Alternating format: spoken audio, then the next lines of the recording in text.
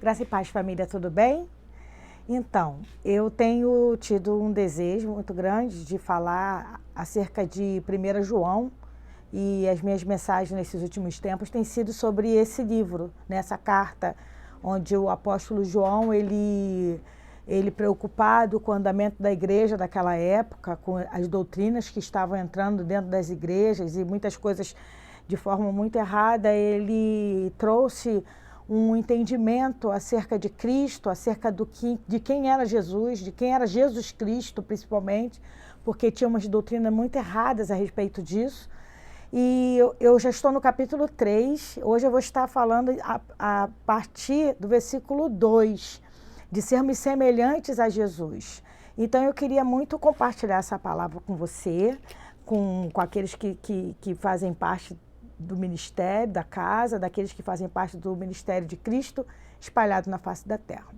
Então, olha o que diz a palavra do Senhor. Eu vou ler um só para a gente complementar, né?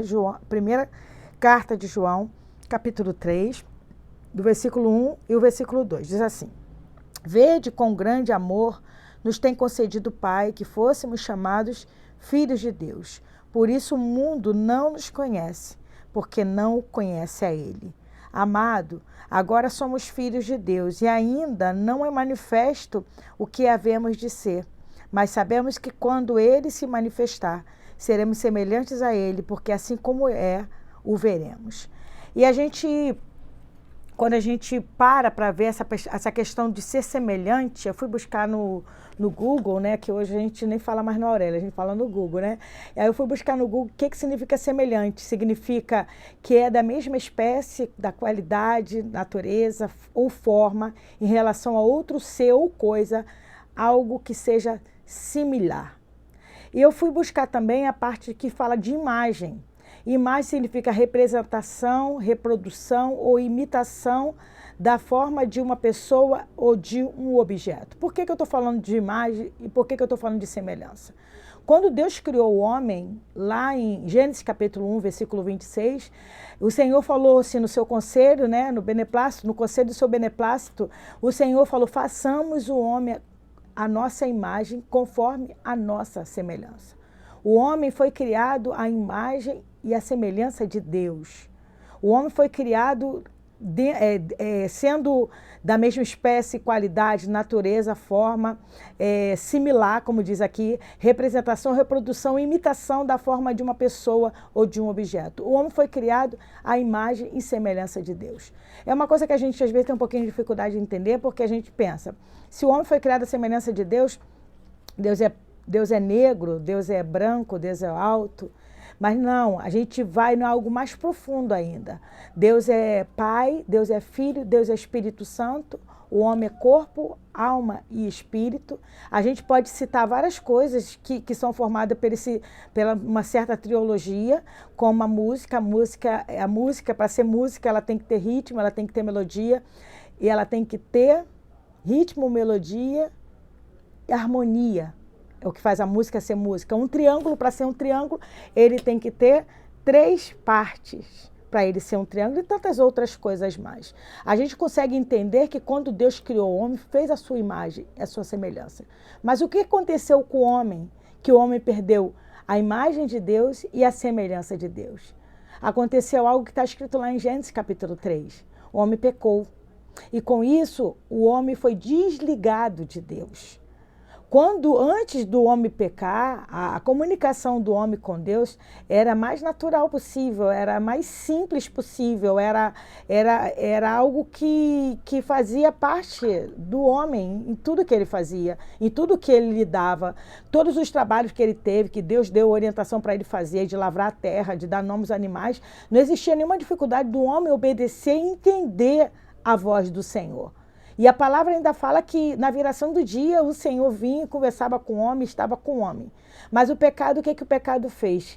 Quando a Bíblia fala que o Senhor falou que certamente morrerás, esse morrer não era só uma morte física. Como o homem é corpo, alma e espírito, inclusive lá no original, esse morrerás está como se fosse assim, morrerás, morrerás, morrerás, morrerás, como se fosse algo até que fosse passando fosse algo gradativo. E o homem teve a sua morte espiritual. A primeira morte que o homem teve foi a morte espiritual. Foi cortado o laço, foi cortado o contato direto com Deus.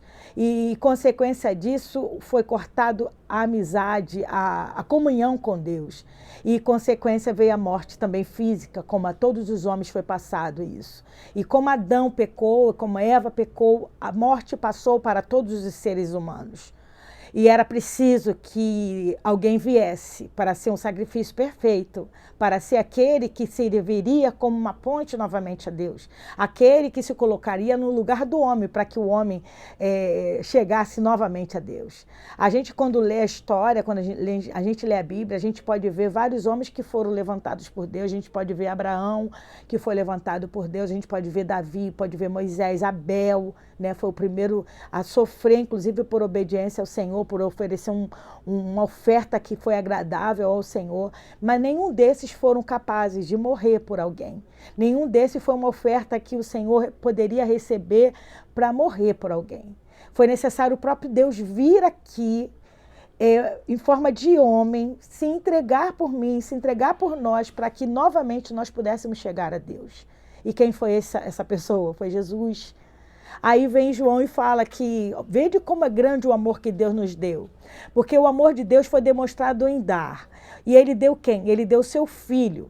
E o filho é a medida exata da expressão da glória de Deus e é a forma que Deus quer de nós. Se existe algo que Deus espera de nós, que sejamos semelhantes a Jesus. A forma que Deus quer, a forma que a gente precisa se encaixar é ser semelhantes a Jesus. Então a gente às vezes tem uma dificuldade de entender isso, mas eu quero ler alguns textos exatamente para poder trazer para nós esse entendimento. O primeiro texto que eu separei, são vários, né? Mas eu separei aqui Filipenses capítulo 2, do versículo 5 ao versículo 8, que ele fala de uma coisa que eu acho muito interessante, que ele fala assim, tende em vós o mesmo sentimento. Quando se fala de sentimento, é algo tão complexo, né? Porque a gente sabe que a fé, ela não está muitas vezes ligado a sentimento, a sentir, ela está ligado à razão. Mas Cristo, ele teve um sentimento, ele teve uma razão, ele teve um motivo de vir até aqui e cumprir o propósito do Pai. E hoje nós devemos ter esse mesmo sentimento, essa mesma razão, esse mesmo motivo. Olha o que diz a palavra do Senhor. Filipenses capítulo 2, do 5 até o 8, diz assim, de sorte que haja em vós o mesmo sentimento que houve também em Cristo Jesus. Que sentimento foi esse que Cristo teve? Que sendo em forma de Deus, não teve por usurpação ser igual a Deus, mas fez a si mesmo de nenhuma reputação, tomando a forma de servo, fazendo semelhante aos homens, e achado na forma de homem, humilhou-se a si mesmo, sendo obediente até a morte, em morte de cruz.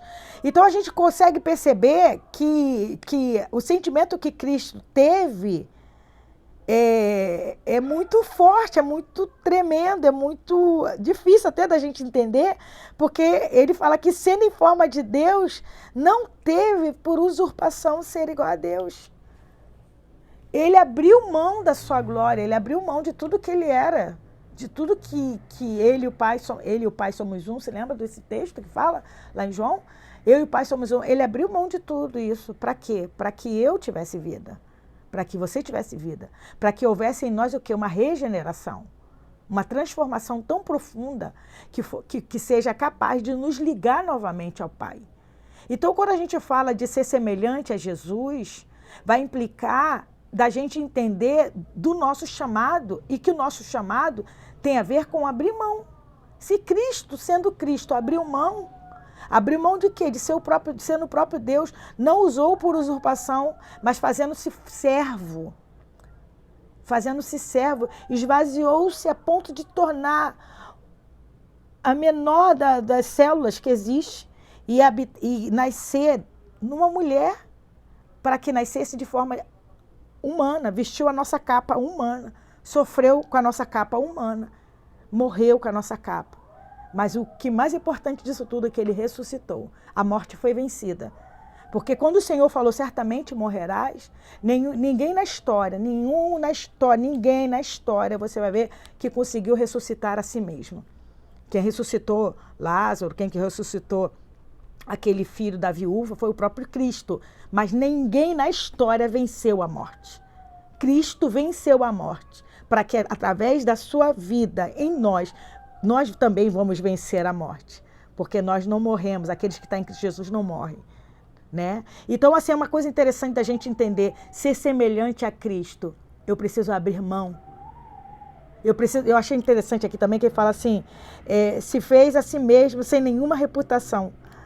Sem nenhuma reputação. As pessoas às vezes têm uma facilidade tão grande de ter medo do que possam falar dela, né? Por causa da sua reputação, o que podem falar de mim. Cristo abriu mão da sua reputação, se fazendo-se servo. E humilhou-se até a morte, e morte de cruz. Primeira coisa que eu preciso grifar. Se eu quero ser como Jesus, semelhante a Jesus, eu preciso ter o mesmo sentimento que ele teve. A segunda coisa que eu preciso ter, está em Colossenses capítulo 1, versículo 10. Eu quero ler, eu vou ler, né, todos eles para a gente poder fundamentar mesmo, para não ficar algo em cima do que eu acho, mas sim o que a palavra diz. Olha o que a palavra diz aqui em Colossenses 1, versículo 10. Para que possais andar dignamente diante do Senhor, agradando-lhe em tudo, frutificando em toda boa obra e crescendo no conhecimento de Deus. Aí você talvez vai me perguntar assim, então tá bom, pastora, me fala então, como que eu consigo ser semelhante a Jesus? Já entendi que eu preciso esvaziar. Já entendi que eu preciso abrir mão da minha vontade, já entendi. Mas como que eu consigo ser semelhante a Jesus? Quando você observa esse texto, se a gente conseguisse lê-lo de trás para frente, a gente entenderia ele mais. Como que eu consigo ser semelhante a Jesus? Eu preciso crescer no conhecimento de Deus. E eu crescendo no conhecimento de Deus, eu vou frutificar em toda a boa obra. Por quê? A boca fala do que está cheio, o coração. Eu frutificando em toda a boa obra, eu vou estar agradando ele em tudo. E eu vou andar dignamente diante do Senhor. Então não tem como eu ser parecida com alguém se eu não conheço esse alguém. Não tem como eu ser parecido com uma pessoa se eu não conheço o básico, no mínimo básico dessa pessoa. Hoje a gente consegue entender muito bem isso, que a gente está vivendo um tempo de influências, né? E às vezes a gente sabe mais daquela pessoa que a gente é fã, vamos dizer assim, aquela pessoa que a gente se inspira, do que o próprio Deus. Como que eu vou ser parecido com Deus se eu não conheço Ele? Se eu não busco a Ele? E como que eu vou conhecer a Deus? Eu preciso conhecer a sua palavra. Aqui está o verdadeiro conhecimento do Senhor. Como que eu conheço a Deus? Através da sua palavra, através dos seus feitos, através do que Ele me disse. O que era certo, o que era errado. Então, uma coisa que eu preciso entender, eu preciso ter o mesmo sentimento que teve Cristo Jesus. Eu preciso ser conhecedor do Pai, agradando-lhe em tudo, andando dignamente diante dele, conhecendo ele profundamente. E a gente entende que esse conhecer ao Senhor é algo tão maravilhoso e, ao mesmo tempo, assim, tão difícil, porque a própria palavra lá em Oséias, capítulo 6, versículo 6, fala assim, acho que é 6, versículo 3, fala assim, conheçamos e prossigamos em conhecer o Senhor, porque é certo que a sua vinda virá, é certo que ele vai vir, é certo que ele vai responder, é certo que ele vai nos dar a se conhecer. Então a gente sabe que conhecer ao Senhor não é algo natural, eu gosto sempre de falar isso, porque o pecado tirou a naturalidade da gente estar perto de Deus. O pecado quebrou a nossa aliança com Deus. O pecado tirou essa questão assim, espontânea, vamos dizer assim, de estar diante do Senhor. Então, estar diante do Senhor se tornou sobrenatural. Conhecer ao Senhor se tornou sobrenatural. Não estou dizendo que você vai viver de reteté, nem viver de mover, porque isso também não sustenta muita coisa. Mas eu quero falar para você o seguinte, que para conhecer o Senhor, eu e você, precisaremos estar diante dele, abrindo mão, às vezes, de um momento de lazer, abrindo, às vezes, mão de desfazer algumas coisas para estar se dedicando a Ele, ouvindo a sua voz, porque a comunhão com Deus não consiste somente da gente falar e pedir, ter a nossa lista imensa de pedidos, mas também de ouvir o que Ele espera e quer de cada um de nós, o que Ele exige de cada um de nós. Então eu preciso ter o mesmo sentimento que houve em Cristo Jesus, eu preciso conhecer ao Pai. E eu preciso, através disso, entender o meu chamado no corpo para ser aperfeiçoado e aperfeiçoar. Vamos ler um texto que fala sobre isso? Efésios 4. Olha o que ele fala. Efésios 4. Eu vou ler, deixa eu ver aqui.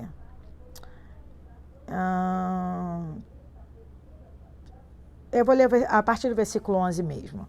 Esse texto, Paulo está falando, ele preso, que andeis como de forma digna pelo que foi chamado, com toda a longanimidade, humildade, mansidão, tal, procurando guardar a unidade do Espírito, que é um vínculo da paz, é um só Deus, um só Senhor. No versículo 11 ele diz assim, e ele mesmo deu uns para apóstolos, e outros para profetas, e outros para evangelistas, e outros para pastores e doutores e mestres, né? Querendo que... Por que o Senhor distribuiu dons? Ele subiu aos céus e derramou os dons. Ele deu os dons aos homens. Ele derramou sobre cada um de nós uma vocação, um chamado. Ele deu isso aos homens. Para quê? Por que o Senhor capacitou a mim, a você e a todos aqueles que têm entendido o seu chamado? Querendo o aperfeiçoamento dos santos para a obra do ministério, para a edificação do corpo de Cristo. Até que eu acho muito interessante esse versículo, porque é como se não existe dentro do reino de Deus, não existe aquele sentimento assim, aquele sentimento egoísta, sabe? Eu já consegui que os outros se explodam. Desculpa a expressão, mas a verdade é essa. Que os outros se virem, porque eu tenho o que eu tenho porque eu busquei. Não, o chamado que Deus deu na minha vida, a condição que o Senhor me deu de conhecimento da palavra, de poder trazer a palavra, de poder expor a palavra, cada um na sua didática, né? A gente tem que entender bem isso, cada um na sua didática, cada um do seu jeito. Ele me deu por quê? Querendo o aperfeiçoamento dos santos, até que todos cheguemos à unidade da fé e ao conhecimento do Filho de Deus. O Colossenses não fala conhecer a Deus? Aqui já fala assim, ao conhecimento do Filho de Deus. A homem perfeito, à medida da estatura completa de Cristo, para que não sejamos mais meninos inconstantes, levados em roda por todo o vento de doutrina, pelo engano dos homens que com astúcia enganam fraudulosamente. Então você vê como a responsabilidade da gente é grande. Ser semelhante a Jesus, ter o mesmo sentimento que teve Cristo, conhecer o Pai, ser aperfeiçoado para aperfeiçoar. Se você caminhou e andou um pouco mais, você precisa abraçar a pessoa, pegar a pessoa que está lá um pouquinho atrás e trazê-la junto contigo, com todo amor, com toda mansidão. Por isso que ele fala lá em cima, com humildade, com mansidão, com longanimidade, suportando uns aos outros. Eu preciso ter essa paciência, sabe? Porque uma das coisas que a gente não tem é paciência. Quando a gente chega já no certo conhecimento, a gente às vezes não tem paciência para aquele que está um pouquinho atrás de nós. Aquele que talvez esteja engateando, que é iniciante, ou às vezes até velho na fé, vamos dizer assim, mas que ainda não alcançou. Mas o Senhor dotou cada um de nós com os dons dele, para sermos semelhantes a quem? Semelhantes a Jesus, para que até que todos cheguem ao aperfeiçoamento, à unidade de fé, ao conhecimento do Filho de Deus. Uma coisa que eu acho interessante também nisso tudo, que Jesus ele escolheu seus discípulos, né? Ele chamou cada um deles e ele escolheu, né? Chamou cada um e Judas estava lá no meio deles, né? Jesus sabia desde o princípio que Judas ia vendê-lo por moedas, sabia desde o princípio que Pedro ia negar, o Senhor nunca foi enganado quanto a isso, sabia que Tomé ia questionar se era Cristo mesmo, sabia que todos iam correr. Jesus, não vejo nenhum momento, pelo menos na minha Bíblia, eu não vejo nenhum momento Jesus rejeitando esses homens, sabe? Eu não vejo nenhum momento Jesus falando assim, eu não quero esses discípulos não, muito pelo contrário. Eu acho bonita aquela oração do sacerdotal, né? Ali em João 17, que ele fala, Pai, aqueles que o Senhor me deu, eu cuidei, eu guardei, eu estive com ele. E ele guarda-os do mundo, guarda de tudo isso, porque a Bíblia fala, até em João 13, que quem Deus deu a ele, ele amou e amou até o fim. Mas a gente tem às vezes a gente não tem essa humildade, sabe? A gente acha que já leu a Bíblia algumas vezes, ou conhece alguns versículos decorados, a gente se acha melhor do que o outro. E eu não vejo Jesus em nenhum momento desprezando, jogando na cara de Pedro ou de qualquer outra pessoa acerca dos seus pecados. Ele corrige, sim, ele traz repreensão, sim, porque ele não deixa nada encoberto, mas eu vejo amor em tudo que ele faz.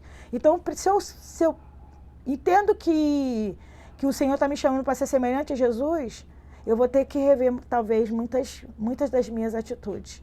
E às vezes, gente, não é nem só atitude, são pensamentos. Às vezes eu quero me mostrar como a boa mocinha, mas no meu pensamento eu falo, eu não acredito não acredito nessa pessoa. Mas Deus não nos chamou a gente para acreditar ou não acreditar nas pessoas. Deus mandou a gente amar, até que todos, pegar no braço, ajudar. A gente já passou situações lá na casa, de pessoas que chegaram lá e pessoas vieram nos alertar, olha, fulano ele fez isso, aquilo. Cuidado, né? As pessoas, elas têm um cuidado, assim, de querer nos alertar acerca de umas pessoas. E uma das coisas que o Senhor mais colocou no nosso coração, né, do pastor? Ele está aqui do meu lado. Uma das coisas que o Senhor mais colocou no nosso coração é que nosso Deus é um Deus das segundas chances. E quem somos nós para julgar? Né?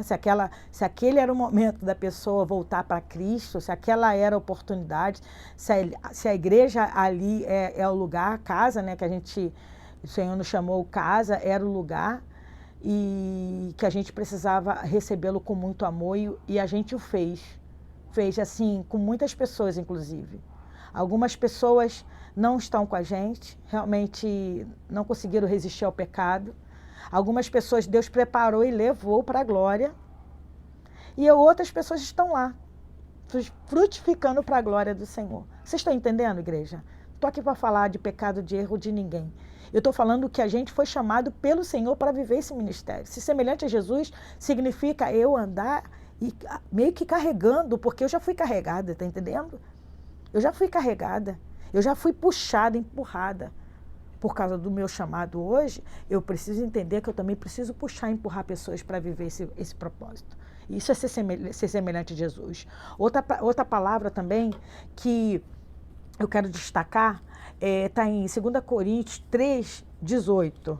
2 Coríntios 3,18 diz assim, ó. Esse também eu acho tão bonito. Fala assim, ó. É 2 Coríntios, Cristina. Eu estava no primeiro.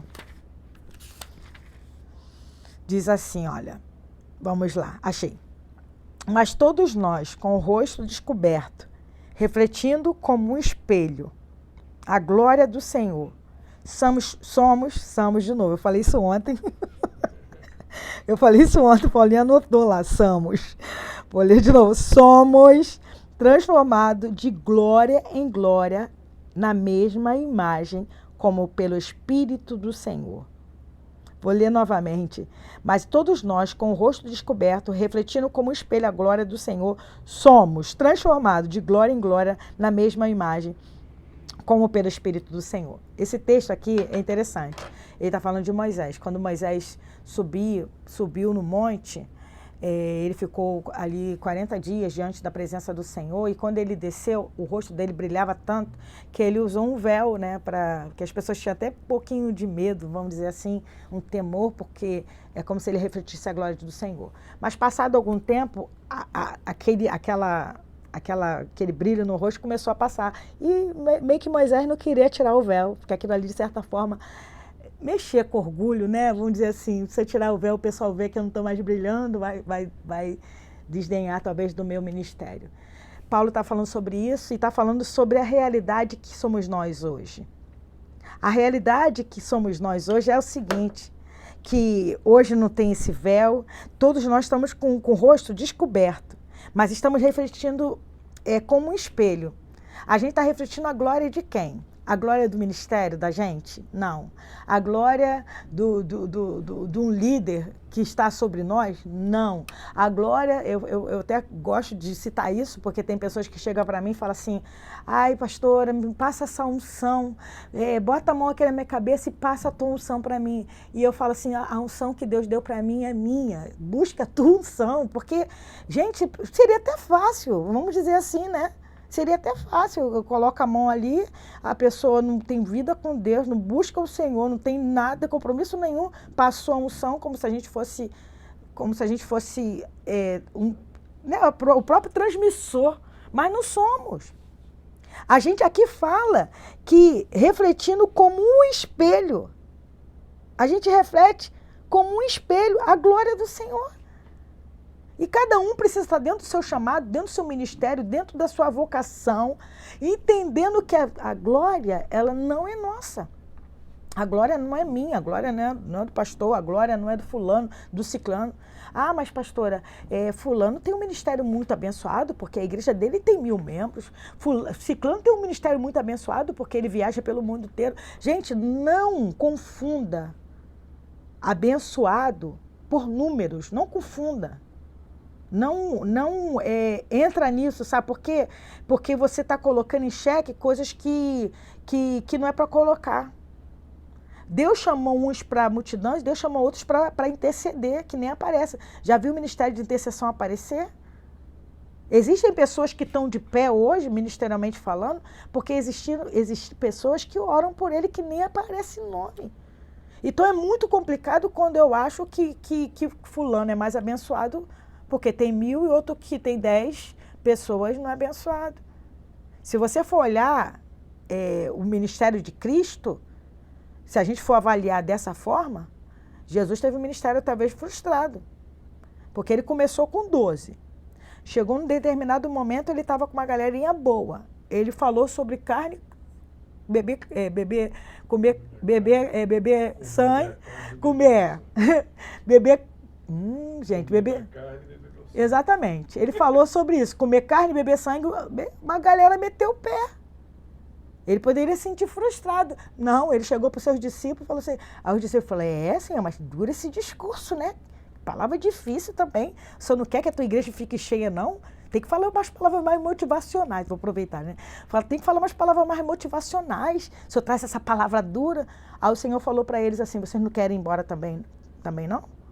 Aí Pedro, né? A Bíblia fala que realmente pelo Espírito de Deus falou, para quem iremos nós? Se só tu tens as palavras de vida eterna. Entendeu? Jesus teve um ministério bem grande, multiplicou pão, multiplicou vinho, e no final da sua morte, quem ficou do lado dele? Ninguém. Vocês estão entendendo, igreja? Então é muito complicado a gente ficar medindo, não meça a bênção. Ah, a bênção é porque fulano tem um carro, a bênção é porque ciclano tem uma casa. Não coloque bênção do Senhor relacionada a coisas materiais, às coisas palpáveis, porque não é assim. Às vezes a pessoa que tem é abençoada, amém. Às vezes quem não tem é tão abençoado quanto, tá entendendo? E às vezes quem não tem nada não é abençoado e quem tem tudo não é abençoado, tá entendendo? A gente só precisa entender que a gente reflete a glória do Senhor. E uma coisa que ele fala aqui, já falar de novo, somos transformados de glória em glória na mesma imagem, como pelo Espírito do Senhor. Quem faz essa transformação é pelo Espírito do Senhor. É transformado de glória em glória. É como se fosse, eu gosto de usar essa expressão, um passo de cada vez, um degrau, da gente ser hoje melhor do que nós éramos ontem, da manhã eu ser melhor do que eu sou hoje. Por quê? Por causa de Cristo, por causa do meu chamado, por causa do que eu entendi na sua palavra, por causa do que eu quero viver para Ele, por causa do que eu entendi que Ele tem para mim, tá entendendo? Ser semelhante a Jesus é exatamente isso. E a gente vai ler agora um texto que Paulo fala, vou terminar nesse texto, que fala aqui em 1 Coríntios capítulo 13, eu acho muito bonito quando Paulo chega a falar sobre isso. Ele fala assim, ó, 1 Coríntios capítulo 13, versículo 9 em diante. Diz assim: porque em parte conhecemos e em parte profetizamos. Ele estava falando do amor, né? Ainda que eu ande, tal, do amor, mas aí ele vai entrar em algo que parece até que é meio diferente, né, do assunto. Mas ele vai completando dizendo: mas quando vier o que é perfeito, então o que é em parte será aniquilado. Quando eu era menino, falava como menino, sentia como menino, pensava como menino. Mas logo que cheguei a ser homem, acabei com as coisas de menino. Paulo está falando aqui sobre o amor. Eu vou fazer um trocadilho aqui. Eu quero fazer esse trocadilho. Amanhã é aniversário do Everton. Eu quero fazer um trocadilho aqui para a gente entender algumas coisas. Paulo está falando do amor. Olha só, eu vou trocar amor por Jesus. 1 Coríntios capítulo 13, eu vou trocar toda vez que tiver amor, eu vou falar Jesus, para vocês entenderem que quando esse amor que fala aqui não é o amor do homem para com a mulher, não é o amor do filho para com a mãe, da mãe para com o filho, não é um amor de amizade, mas é o próprio amor de Deus, o amor ágape. E quem é o amor ágape? É uma pessoa. O amor ágape é uma pessoa. O amor que foi dado, porque Deus amou o mundo de tal maneira que deu quem? O seu Filho unigênito. E é esse que ele está chamando a gente para ser semelhante. Então vamos lá. Olha o que diz. Ainda que eu falasse as línguas dos homens e dos anjos e não tivesse Jesus, seria como metal que soa ou como sino que tine. E ainda que eu tivesse o dom de profecia e conhecesse todos os mistérios e todo o conhecimento, e ainda tivesse toda a fé, de maneira tal que transportasse os montes, e não tivesse Jesus, nada seria. E ainda que eu distribuísse toda a minha fortuna para sustento dos pobres, e ainda que entregasse o meu corpo para ser queimado, e não tivesse Jesus, nada disso me aproveitaria. Jesus é sofredor, Jesus é benigno, Jesus não é invejoso, Jesus não trata com leviandade, Jesus não se ensoberbece, Jesus não se porta com indecência, Jesus não busca os seus interesses, Jesus não se irrita, Jesus não suspeita mal, Jesus não folga com a injustiça, mas folga com a verdade. Jesus tudo sofre, Jesus tudo crê, Jesus tudo espera, Jesus tudo suporta. Jesus nunca falha. Mas havendo profecias, serão aniquiladas. Havendo línguas, as línguas cessarão. Havendo conhecimento, o conhecimento desaparecerá, porque Jesus nunca falha. Aí Paulo chega e fala isso, porque em parte conhecemos e em parte profetizamos. Eu estou falando aqui alguma coisa, Paulo está falando assim, eu estou falando de algumas coisas aqui, que algumas eu conheço, eu tive o prazer, tive a honra de conhecer, mas tem coisas aqui que eu estou falando que eu estou profetizando.